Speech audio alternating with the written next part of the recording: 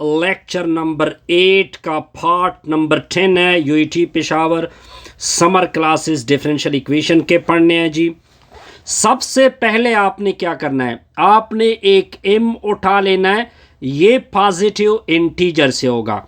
जब भी positive integer से होगा तो मतलब ये होगा कि 1 2 3 अप टू m इस तरह होगा। फिर आप क्या कर दो, लेमडा से लेमडा 1 को सब्ट्रैक्ट कर दो और इसके ऊपर पावर m ले लो। ये फैक्टर होगा। फैक्टर का मतलब ये है कि ये जो रिजल्ट आपके सामने है और अगर आप इसको इससे डिवाइड कर दोगे तो रिमाइंडर आपका 0 बनेगा। दोबारा रिपीट कर रहा हूं, मतलब ये बना कि ये जो रिजल्ट है अगर मैं इस इक्वेशन को डिवाइड कर दूंगा इससे तो ये वाला रिजल्ट कंप्लीटली डिवाइड होगा। कंप्लीटली डिवाइड का मतलब ये होता है कि रिजल्ट क्या बनता है, 0 बनता है रिमाइंडर। अब हम क्या करते हैं, अब मैं आपको एक सिंपल टेक्निक से बताता हूं।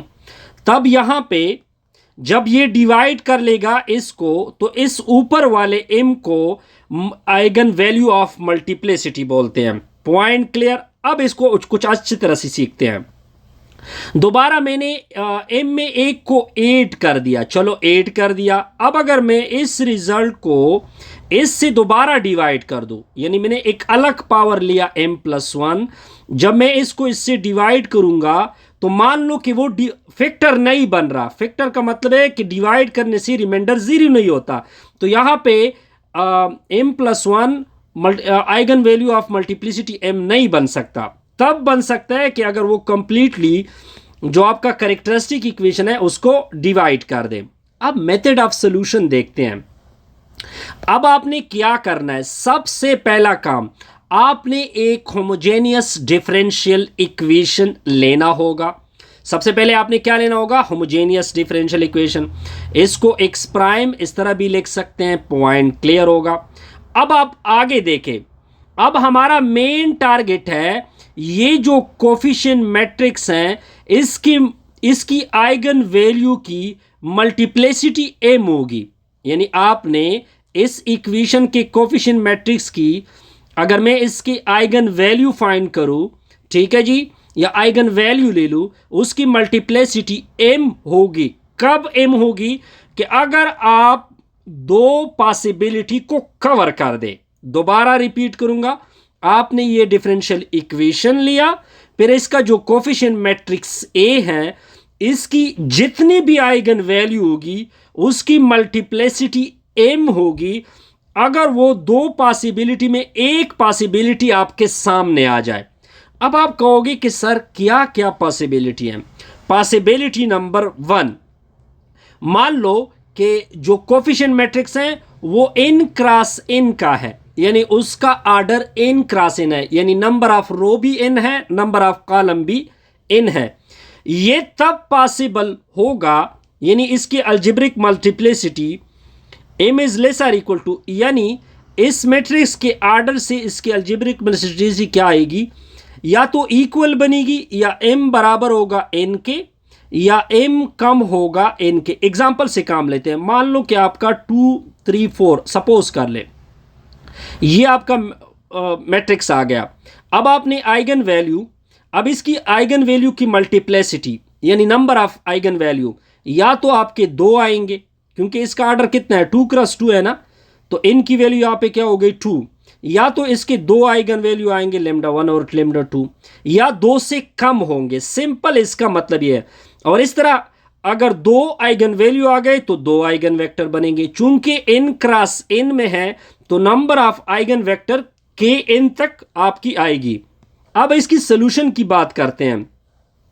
इस केस में जब अलजेब्राइक मल्टीप्लिसिटी या m आ जाए या m n से कम आ जाए तो इसका सॉल्यूशन ये होगा। तो इस रिजल्ट का x इक्वल टू यानी dx बाई dt जो ax है इसका सॉल्यूशन इस फॉर्म में होगा। यानी 7 ये आइगन वेक्टर आएगा, करस्पॉन्डेंस आइगन वेक्टर लेमडा 1 के विद रिस्पेक्ट, ठीक है जी। मान लो कि एक वैल्यू आपके सामने हो गई, यानी सिंपल आपका लेमडा, क्योंकि आपका एक आइगन वैल्यू आ चुका है, ठीक है जी। तो ये इसके केस में सॉल्यूशन होगा। अब सेकंड केस को पढ़ते हैं जी।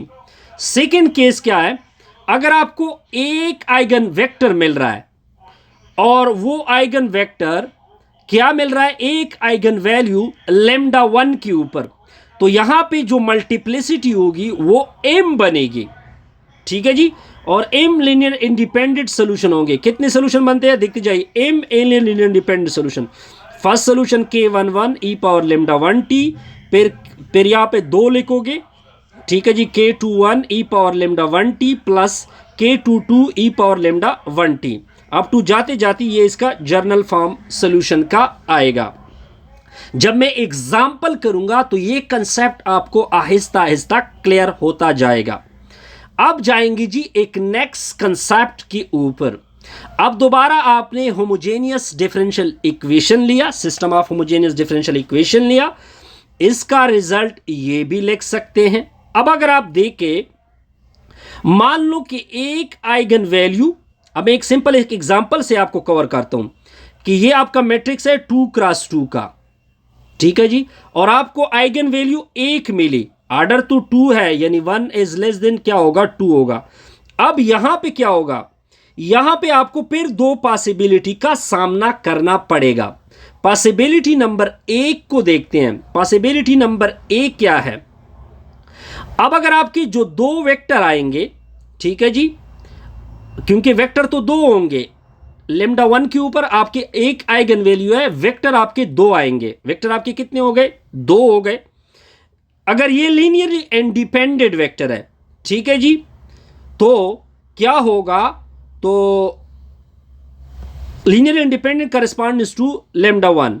ठीक है जी, तब आपके 2 लीनियर इंडिपेंडेंट आइगन वेक्टर आएंगे अगर ऊपर वाली एक पॉसिबिलिटी में कवर हो जाए।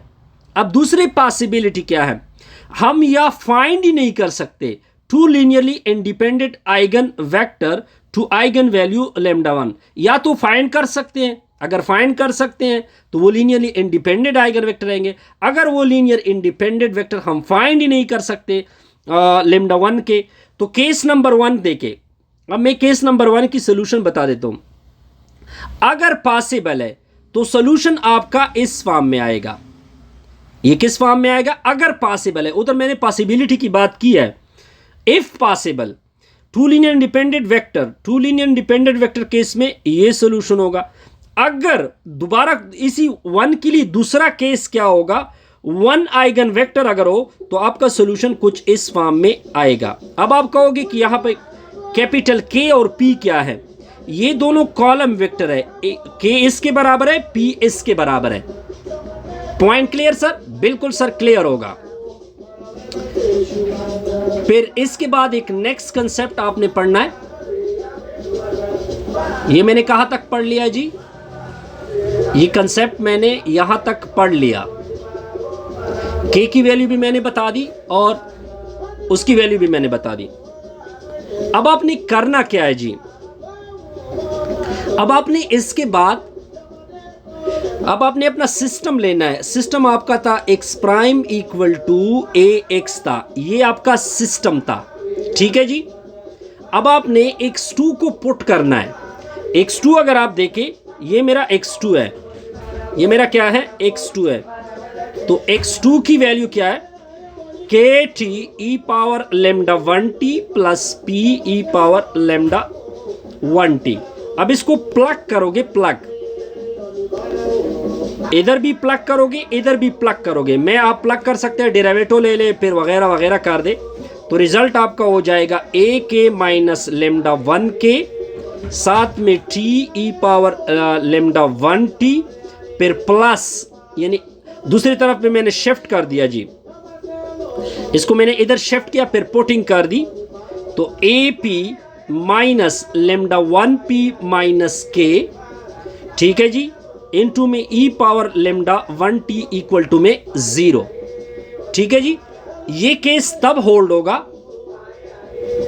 यानी मैं ठीक ही कर रहा हूं सब कुछ, ठीक है जी, तब पॉसिबल होगा कि ये भी 0 और ये वाला टारगेट भी आपका 0 बने, यानी a माइनस लेमडा i, यानी लेमडा 1i इनटू k किसके बराबर हो, 0 के बराबर हो। यानी इसको अरेंज कर दे, फिर इस तरह दोनों का रिजल्ट लिख दे, या इसको मैं लिख सकता हूं दूसरा केस क्या होगा, a minus lambda I N to P या तो किसके बराबर होगा, k के बराबर होगा। ये कंडीशन मैंने यहां से ली, ठीक है जी। अगर आप इसको सिंप्लीफाई करें, मैं डायरेक्ट कर रहा हूं क्योंकि फिर लेक्चर थोड़ा लेंथी बन जाता है, ठीक है जी। अब आप देखें, अब अगर दूसरा केस हो, first equation does not tell anything new and simply state that k must be an eigenvector of the coefficient matrix A associated with the eigenvalue, therefore by solving this equation, तो final जो आपके साथ यानी x1 आएगा k e power lambda 1t, इसको read out करें। बहरहाल इसको जब मैं प्रॉपर फाइंड करूंगा, अगर आप दूसरे के लिए वेक्टर p को फाइंड करेंगे तो इसका रिजल्ट आपके सामने लेमडा 1 i into p होगा इज इक्वल टू k होगा। बस आपने इसको क्या करना है, सॉल्व करेंगे। तो एग्जाम्पल जब मैं 1 करूंगा तो ये कंसेप्ट आपको बड़े अच्छे तरीके से क्लियर होगा। ये जर्नल थ्योरी थी, जर्नल थ्योरी में जाहिर बात है आप लोगों को कंफ्यूजन होती रहेगी। Best wishes, good luck.